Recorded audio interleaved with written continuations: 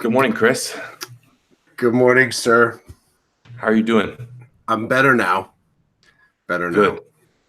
Do you want to say something about this morning? like an apology, a formal apology. I got nothing. I got nothing other than I got nothing.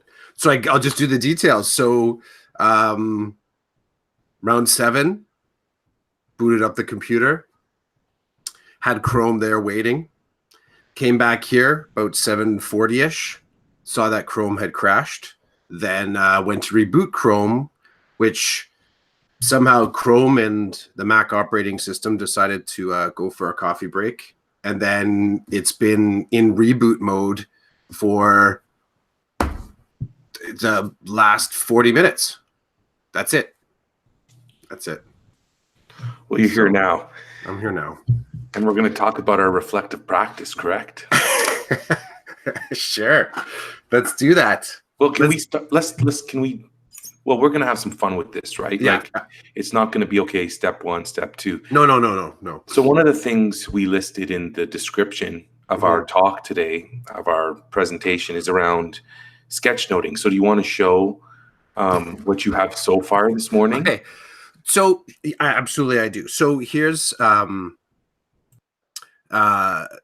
so me doing drawings, me playing with words, me messing around with different sort of design elements is kind of just it's what my hands need to do for my ears to work.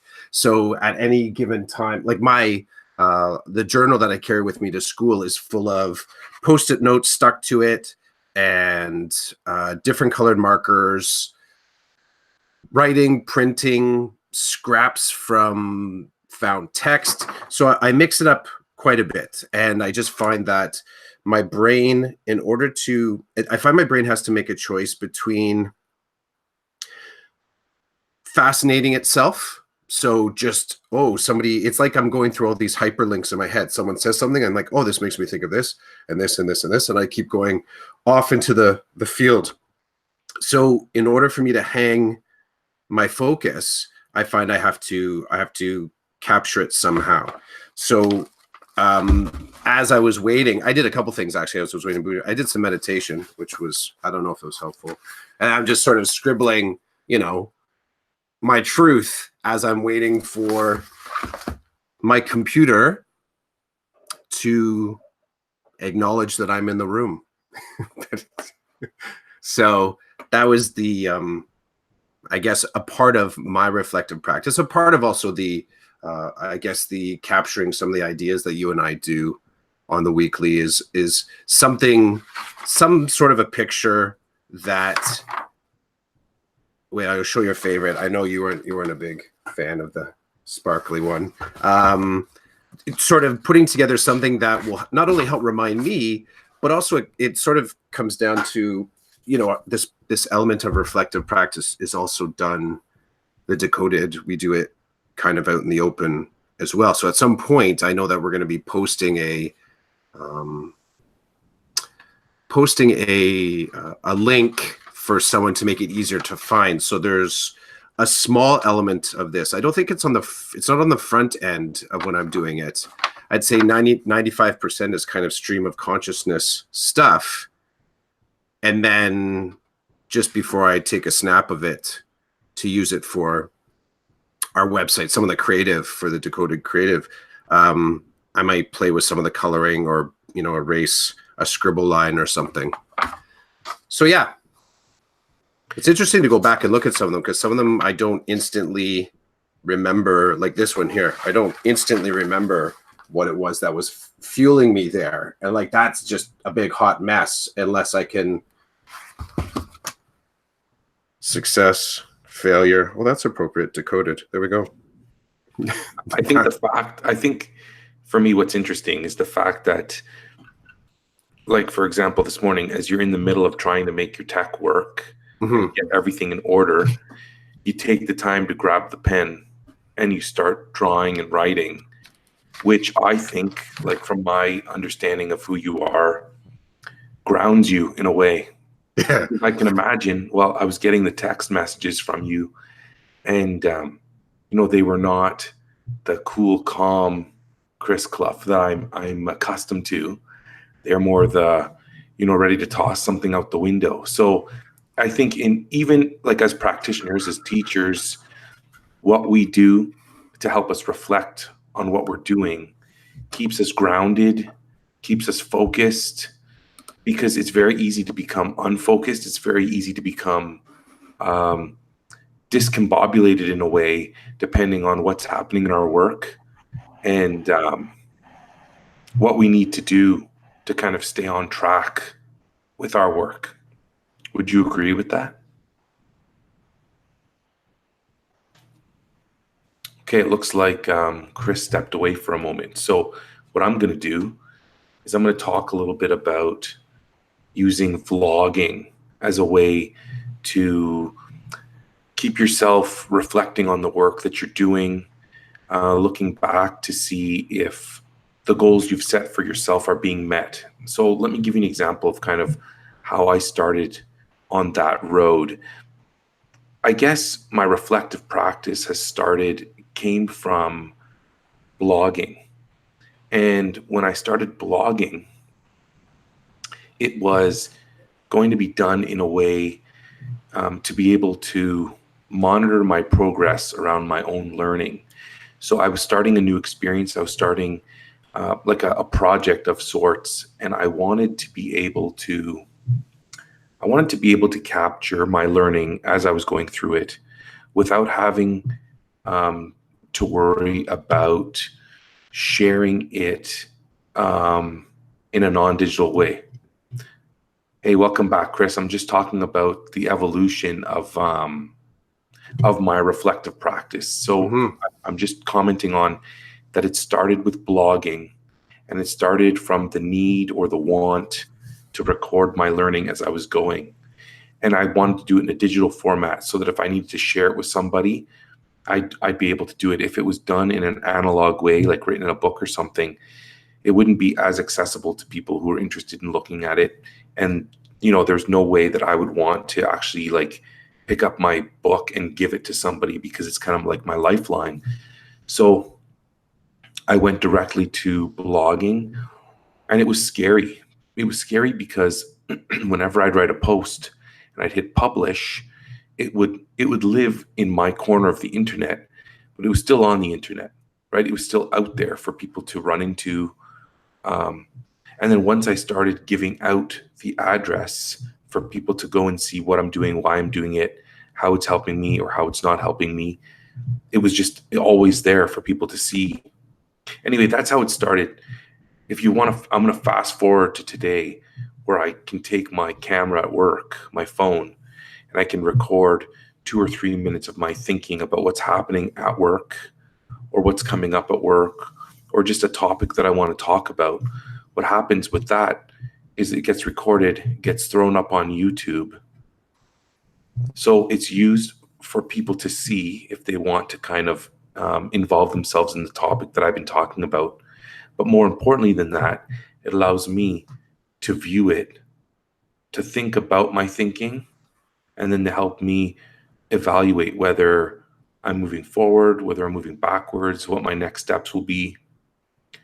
So that's kind of like I just wanted to throw out a little picture of that as Chris left us, and now Chris is back. Yeah, I have similar sort of stop points that you have.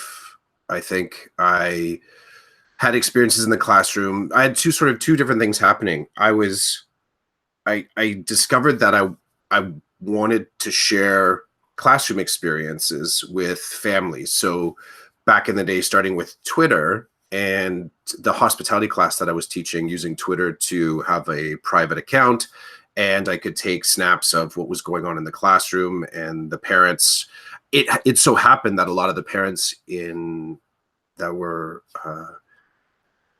in my school or a part of my school had Twitter accounts. So it was good because that's sometimes one of those strange spaces where you're sending stuff out, but none of the people that you want to send it to are there. So part of me using Twitter was because I knew that the audience was there and they were willing to sort of play with Twitter. So I started doing that.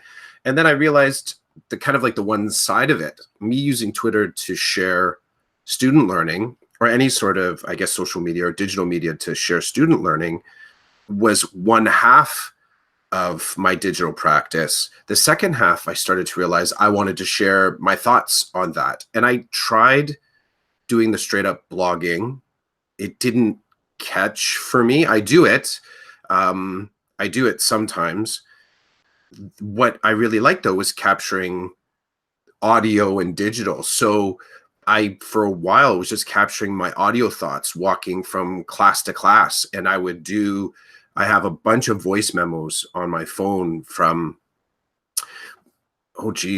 probably when I start doing those, I have some of those going all the way back to, well, not when I first got my iPhone, but I'm going to say I have at least 5 or 6 years of little bits of things that I was saying as I was walking between classes.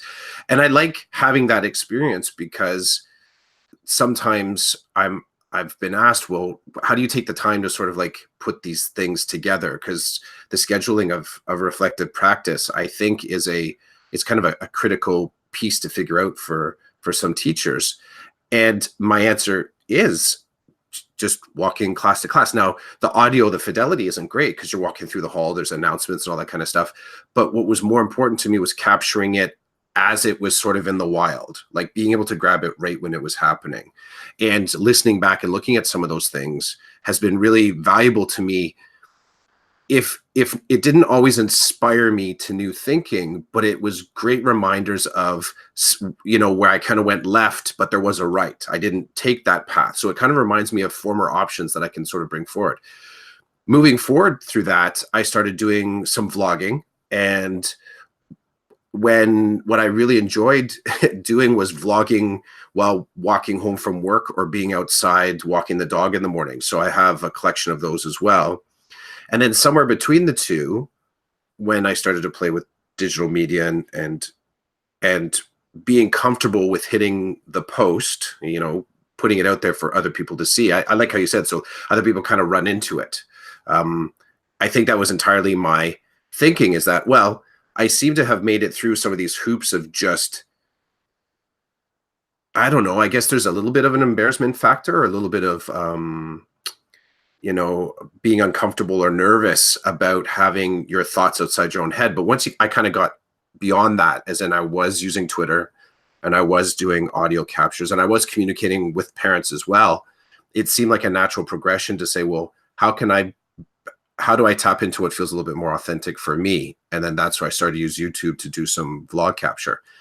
And then within that frame, when you bring certain things into your life, like digital learning, it also brings people into your life. And that's where I encountered you and Stephen Hurley and some other people that introduced another kind of, I don't know if it was a window or a mirror, but another opportunity to capture that stuff. So that's sort of like bringing me up to now. And you and I messing around with Decoded podcast. I think it's important to note that, for you and I, we can look back now and we can see a trajectory, right? Like we can see a beginning, a middle, and an end.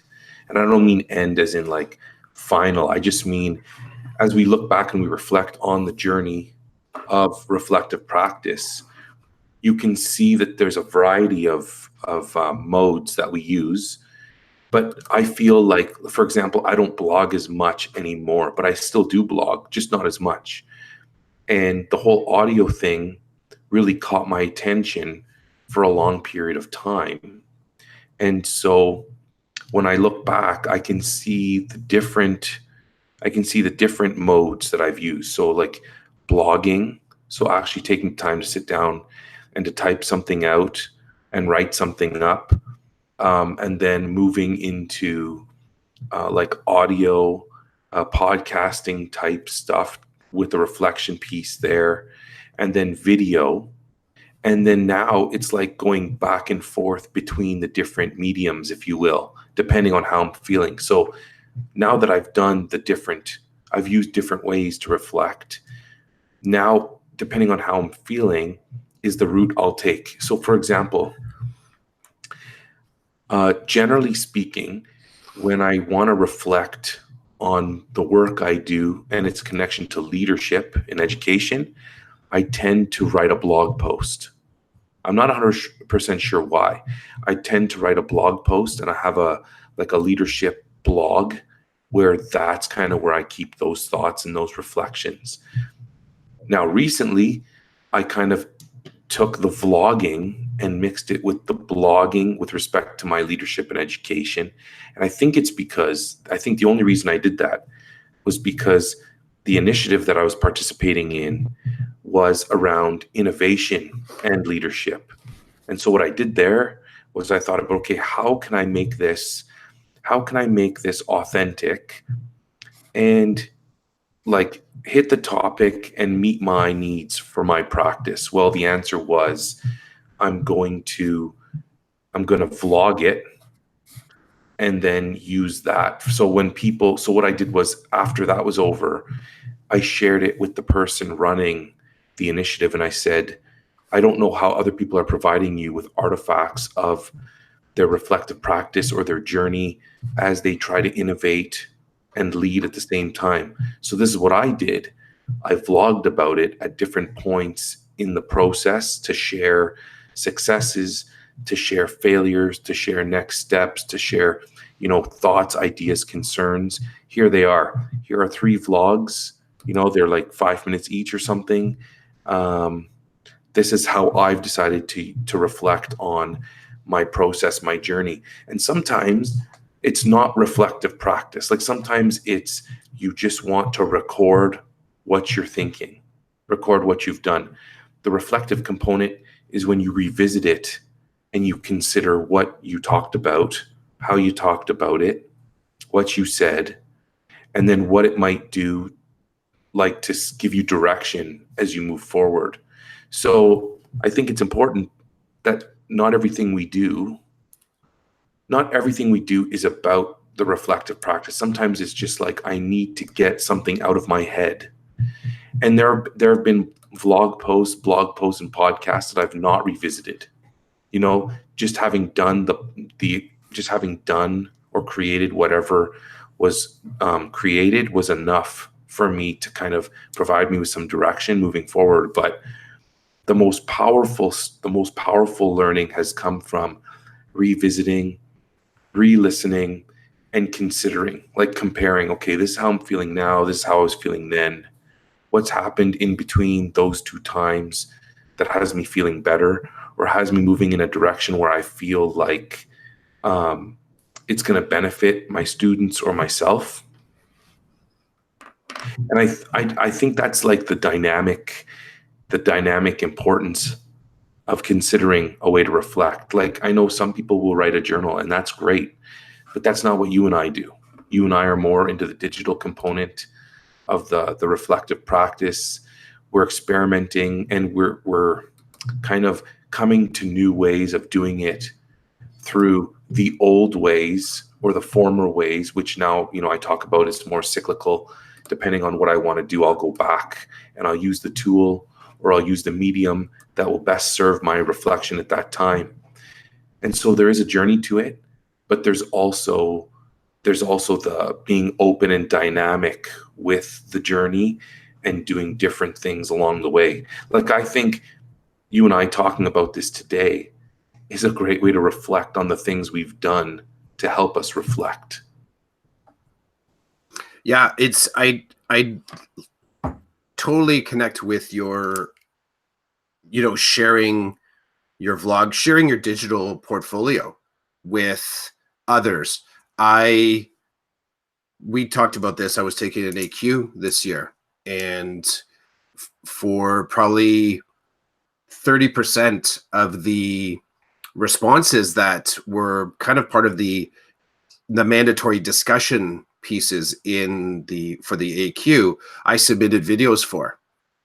And I raised this because it challenged me when I go back and I reflect on this. It challenged me because in posting videos, short YouTube videos into the learning environment, I did get some pushback, and I hadn't expected that. I got some pushback from some of my colleagues who noted that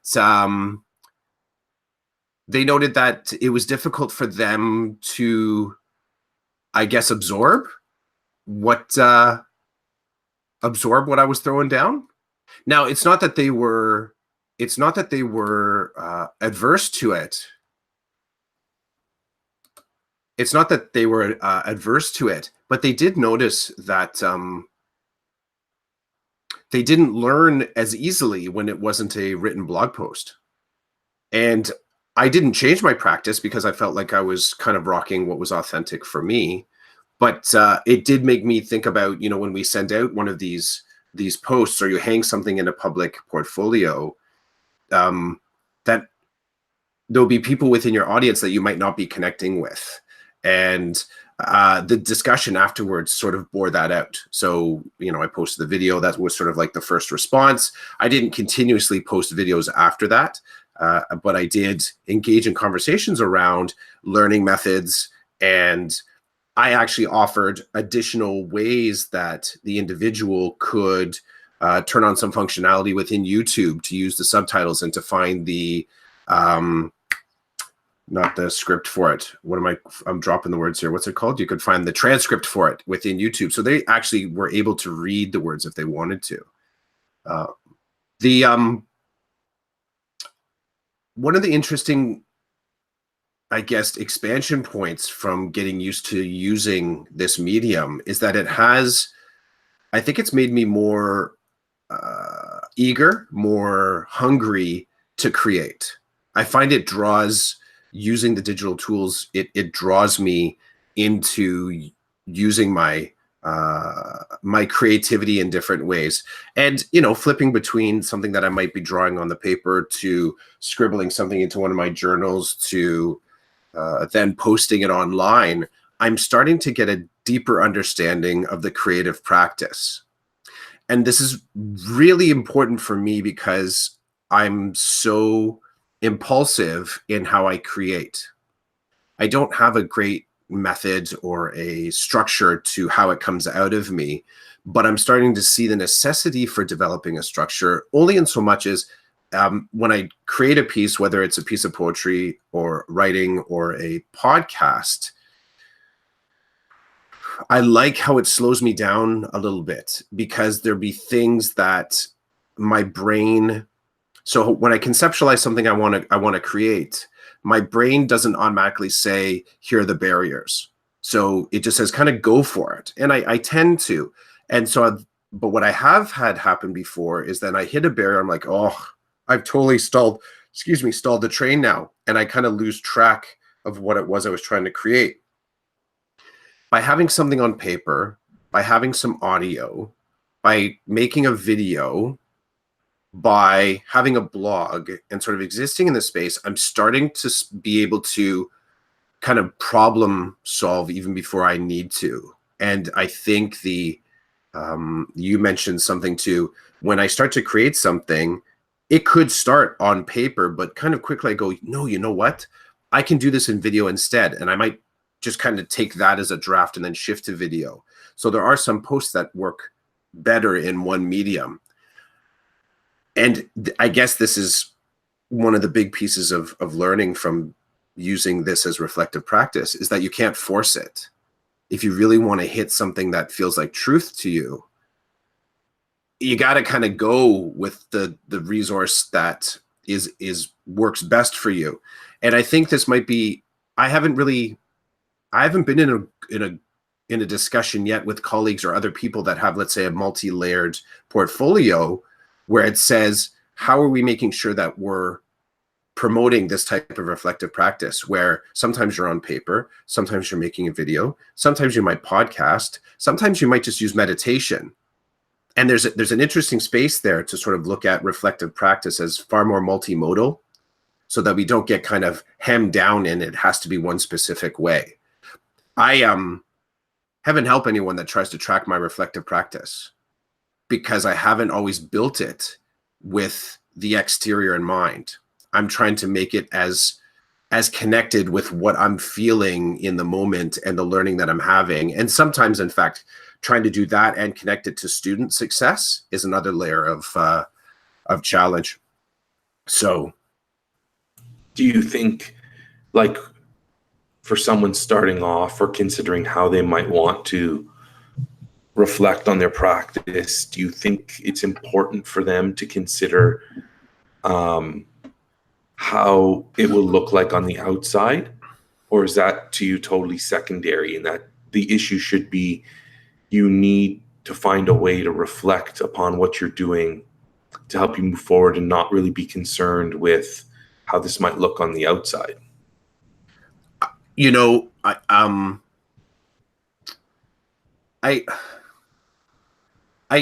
okay, I gotta kind of go beside that right now. I remember in high school, I loved taking French, loved it. Like, I really enjoyed languages. It was something that fueled kind of all my other reason for being at school. I just really enjoyed being in that space. I enjoyed developing a new language, a new fluency. And I did French exchanges. I did a lot of experiential things around learning French. Much of what has sparked a bit of a traveler in me and a sort of someone who sort of constantly is taking a peek at the world and just sort of paying attention outwardly came from the learning that I did in my traveling experience in that French class. I went to university and I decided to take French at university, and I failed out of it. I actually stopped taking French language when I was in university. It was bound to the book. It was bound to the classroom. There wasn't like a group where you could go sit and go for coffee and just chat. There wasn't any of the communities that were connected with it. When I think about developing, and I mean, there's a whole other discussion whether or not you're developing a reflective practice or a digital reflective practice. But if we make it about, if we try and find that middle landing ground, I think exposing yourself to other people's reflective practice methods is kind of critical. And then test driving it in a way that you feel safe, the way that you feel kind of creative, and definitely not getting to, not beating yourself up if you really, really in your heart and soul, you're like, you want to be a podcaster, but then you give it a ride and you're like, oh man, like you can make a choice. I'm going to grind it through and develop it. And, but you don't have to stay there. There's lots of other options. I was just in a Twitter conversation yesterday, so DMing with a colleague, and they were talking about their reflective practice, but they're not much of a blogger, but they would like to become one. And at about the 3/4 mark of our DM conversation, I said, well, what about what we're doing right now? Is this co-blogging? And would you be comfortable with taking this whole DM string and posting it as your blog? And they said I had never, they would never thought of that. Never thought of that. So there's these sort of, I think to sort of see reflective practice in a broad fashion means spending time with people that are presenting different forms. And wherever you decide to start, realizing that not only is that your starting point, but there's a whole bunch of other people that are the exact same starting point trying to figure out what to do, and staying open to those rabbit holes. So when you are at school talking about your reflective practice, I really don't think reflective practice should be some secret thing. So you're talking about your reflective practice. You're sharing your reflective practice in whatever mode you feel is most fruitful to you, and then sticking around afterwards for the discussion that comes out of your reflective practice. I want to add that I think it's important that, so the way you just described it is awesome, but even in that, people don't need to follow how you've described it. Like, people don't need to stick around for a discussion after around your reflective practice. But I get where you're coming from. I just think at the end of the day, it's important to do it, and then it's totally custom to how you want it to be. So I know you and I go back and forth a lot, but that works for us, right? Like, we'll put something out and we'll share it with each other, and then we usually make a comment, and if we don't, that's okay too. But it's kind of a nebulous area with a true grounding, that the fact is that you can become better at what you do by taking time to reflect on it. And then I guess my tidbit would be finding a way, like if you just want to sit and meditate on your thoughts for a few minutes each day, or however you want to do it, that doesn't get recorded anywhere, right? Like there's no, you just sit and you become one with yourself, and you consider things, and you do it in a way that benefits you. I call that meditation. So if you're going to do it that way, that's great as well. If you're going to record it somewhere so you can revisit it, that's okay too. And then that's where you begin to have like the complexity, right? Where will you record it? How will you keep it? Will you share it? Will you not share it? Will you discuss it with other people? Will you not discuss it with other people? And, to be authentic to this experience, I have no problem talking to you about some of my reflections, but there are some people that I don't want to talk to about my reflective practice. I don't want to enter the work I do into another realm of how I live or where I live. So there are colleagues that have no clue that I engage in a reflective practice by blogging, vlogging, podcasting. They don't know. It's not something we talk about. And there's parts of what they do that I have no idea what they do or how they do it or whether they do it. So it's a very wide open topic. It's a very wide open space with lots of entry points. And I think that's why I like it so much, because there are entry points. You were talking earlier about poetry, and I completely forgot, or maybe I don't pay attention to, sometimes you push out poems. And the first couple of times you did it, like when I started getting to know you years ago, I was like, oh, this guy's a writer. I never considered that the poetry, it's not just writing, it's coming from somewhere inside of you, and wherever it's coming from needs to be expressed. And that's one more layer that you have that I don't. And it's not something that is it's not something that I think I'd like to do. So I think it's really cool that you harness that, you use that to help you work through some of the things you're considering or thinking about, and you push it out there for people to see. And I've seen people interact with you over your writing, your poems, and that's very cool too. I think that, some people need to be very physical when they reflect. They run or they exercise, and while they're doing it, they're going over the things that they've done in their day or the day before, and they're considering it, and that's how they deal with their reflections. They do it in a very physical way. So I think it's important to note there are many different ways to do it. You and I have just chosen a digital path as the way that we prefer to do it right now. Yeah, a couple different things come to mind in you mentioning that. You have something similar as well, though. Your video development that has, some of the stuff that you've posted in relation to hockey and sports, I would argue is kind of like that transitional piece between using your digital reflective practice and sort of using the tool in a different way. So you're sort of becoming creative. You're expressing that sort of creative side through your videos. That's how I perceive it. It might not feel, you may not be thinking that on the inside, but I see it that way. I see that you're using some of the tools. It's funny, I think about when I see the videos that you've posted into the Decoded YouTube site, I wonder to myself, is it the stuff he does as a side hustle to his reflective practice that's making his decoded ones that tend to be a little bit more specific to school contexts? Which one's making which one better? Like, you have a nice sort of synergistic flip between the two of them. I find when I'm pushing out a poem or a piece of writing that I'm doing, or any, if I take a photo, if I'm sort of like putting out what I feel to be sort of just another piece of me, I still feel like I'm becoming better at expressing myself and my whole self. And, and again, that's, as you said, that's not for everyone. Not everyone wants to sort of put stuff there and necessarily engage in the broader conversation. And that's cool too. And somewhere within this conversation, I think that's trying to find that harmonizing point between a digital portfolio and reflective practice. Somewhere in the middle, you have digital reflective practice.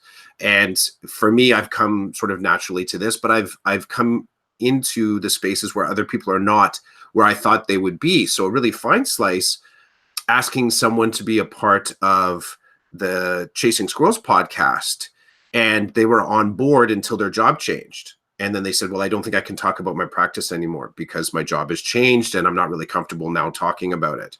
Or in another case, having someone come up to me in educational leadership and genuinely and earnestly asking, are we allowed to reflect on our practice like that? Like, are we allowed to post our thoughts like that? And this is someone that's further along their EDU job than I am. And my flat response is yes, to each their own. But it gave me a pause, because if this is someone who's senior to me and I would consider them being, a solid leader for me, asking me if we're actually allowed to do something like this shows that there's interesting pockets here of either discomfort or the just not knowing, can we do this? I will say for me, someone has sort of said before, I don't have the courage or the bravery to do that. And that's probably a whole other conversation.